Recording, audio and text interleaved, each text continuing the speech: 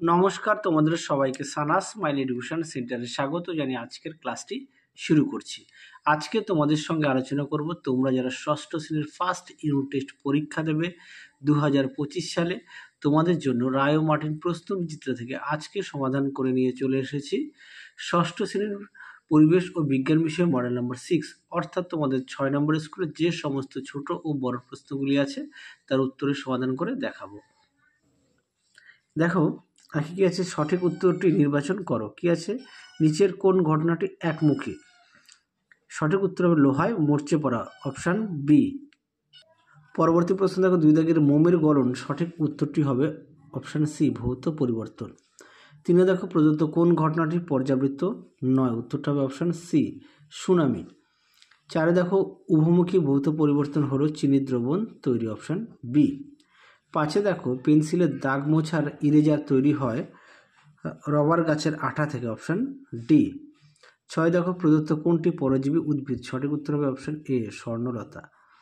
সাথে দেখো তরল মিশ্রিত কোনো অদ্রাব্য কঠিন পদার্থের সূক্ষ্ম কণাগুলিকে ফিল্টার কাগজের সাহায্যে ছেঁকে ওই তরল থেকে পৃথক করার পদ্ধতিকে বলে পরিস্রাবণ, অপশান ডি। পরবর্তী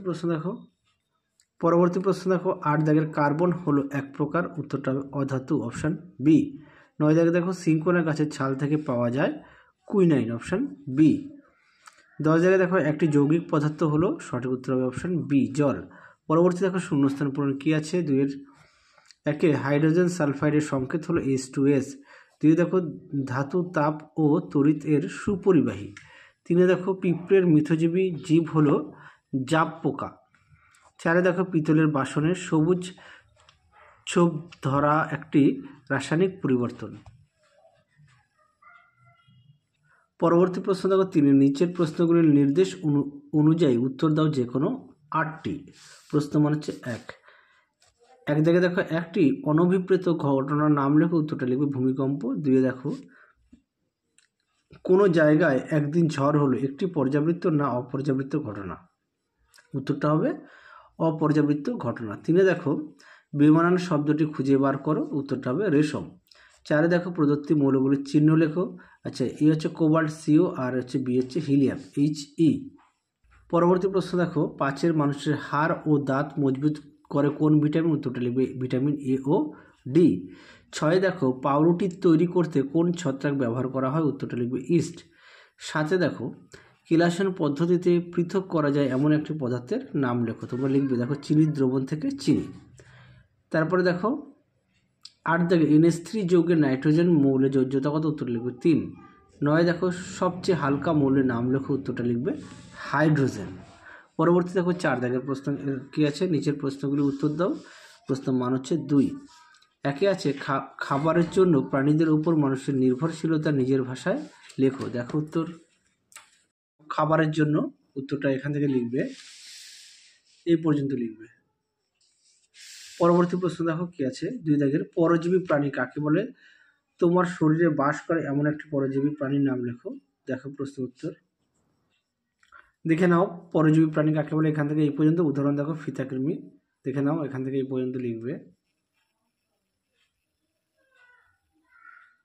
পরবর্তী প্রশ্ন দেখো 3 মৌলের পরমাণু কাকে বলে? দেখো উত্তর দেখে নাও, মৌলের পরমাণু কাকে বলে এখান থেকে এই পর্যন্ত উত্তরটা লিখবে।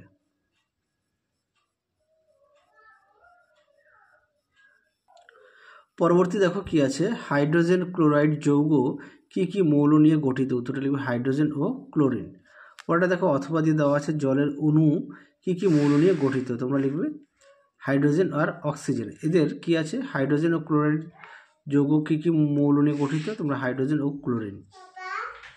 আচ্ছা, তাহলে জলের অণু কী কী মৌল নিয়ে গঠিত? হাইড্রোজেন আর অক্সিজেন। তারপরে কি বলেছিল, এই অণুতে কোন মৌলের কয়টি পরমাণু আছে? হাইড্রোজেন আছে 2টি আর অক্সিজেন আছে 1টি মৌল।